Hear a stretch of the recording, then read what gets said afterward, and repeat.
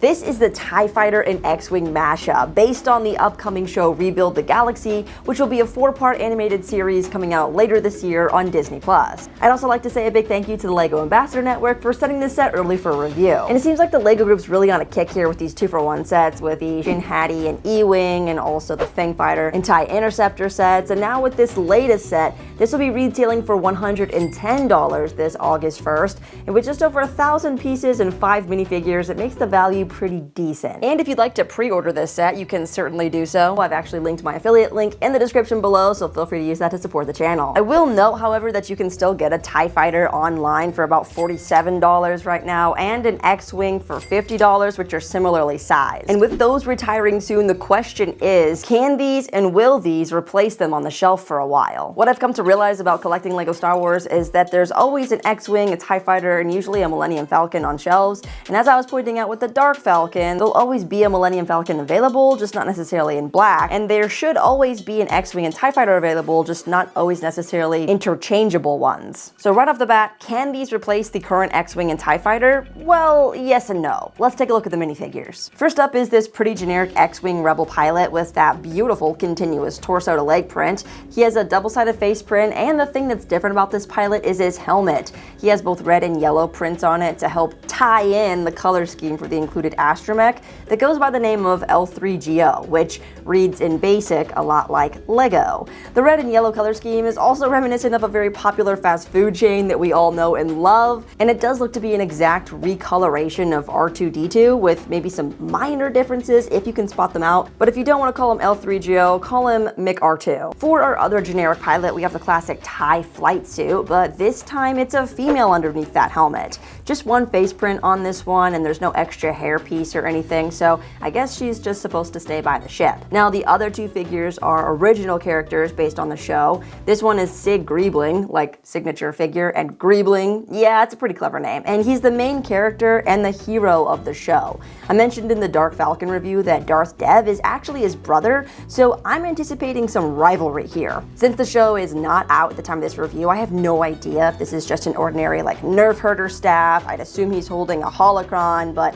yeah, I'm sure the show will explain more. The last figure here is Yessi Scala, and she also looks to be a field hand with her gaffy stick, and she could also be a mechanic given her goggles printed onto the torso. I also really like her jacket print and the headband on her forehead seen under that big hairpiece. And I do hope these original characters are interesting in the show, because that's what's gonna make this set collectible versus it being sort of a gimmick made-up vehicle as seen in the Freemaker Adventures, for example. That was definitely a top 3 hardest LEGO set to try to resell. Now, for the build experience, there's 2 separate manuals for each of the 2 ships, and a pretty small sticker sheet, with there being just a few stickers for each. The TIE has a printed windscreen, and the cockpit resembles the TIE Bomber a lot more with these larger curved elements, rather than using one large windscreen to close up the front like in models past. Also, minor detail, this is the first windshield that I'm aware of that actually sits at the right orientation so that there's no line through the top and the bottom. You see what I mean? It actually matches. Anyway, I like how easy it is to put a minifigure inside, as there's no studs, and it's just like a shelf to hold them in place. But there's also no control console on the inside, and they can't actually see out, so that's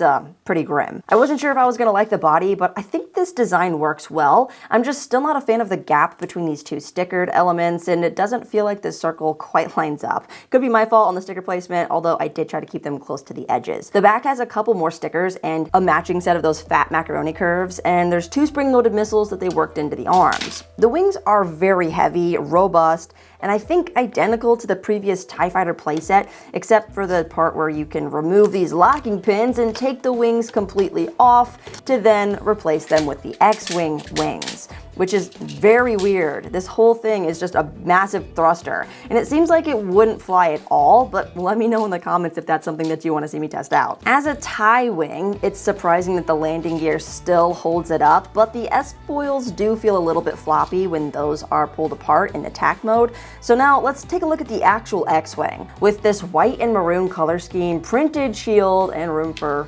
L3GO, and the astromech bay, this is exactly what you'd expect from an X-Wing with the small complaint that the astromech does appear to sit a little bit too high, and it just does give off kind of like a cheap McDonald's feel. There's a nice build technique to angle these side panels. There's some greebling on the top and some cool engine details around the sticker tile on the back. But my biggest complaint is how bendy and wobbly the turbines are, being connected by just one Technic pin. But they haven't fallen off, and the same goes for the lasers on the front. Kind of finicky, but they do stay in place. The ship also manages to have 2 spring-loaded missiles underneath the bottom wing, and you can separate the wings into attack position by just clicking them once into place, or I guess you could also angle them upwards or downwards if you wanted to do that for some reason. There's retractable landing gear, which is nice, and it's a pretty good looking ship. So now let's make it ugly. The idea of the X-Fighter was first seen in the X-Wing novels from 1996, and they were called Uglies. And yes, I can confirm it's kind of ugly. The landing gear also does not reach the ground, and it sort of has the shape of a drag racer. It also kind of resembles a V-Wing, but not as sleek. It looks like it's meant to go in one direction,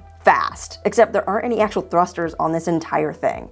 But what do you think? If you had to fly one of these, which one would you choose? I guess I'd pick the TIE Wing as it's a little bit more elegant. The X-Fighter is dense and the heavier of the two, but I gotta hand it to the designers. They made a really easily interchangeable play feature that will really get kids comfortable with customizing and building their ships. So I'm in for that. As a collector, however, I can't say that it totally fills my need for these particular ships in my collection, but neither did their downscaled predecessors. I prefer the 2018 TIE and X-Wing models, but I think these still have a place and are definitely not the worst TIE and X-Wings we've ever gotten. But I'm curious to hear your thoughts down in the comment section below. Make sure to like the video and stay tuned for my upcoming reviews on more LEGO Star Wars sets. I've got more coming, don't you worry.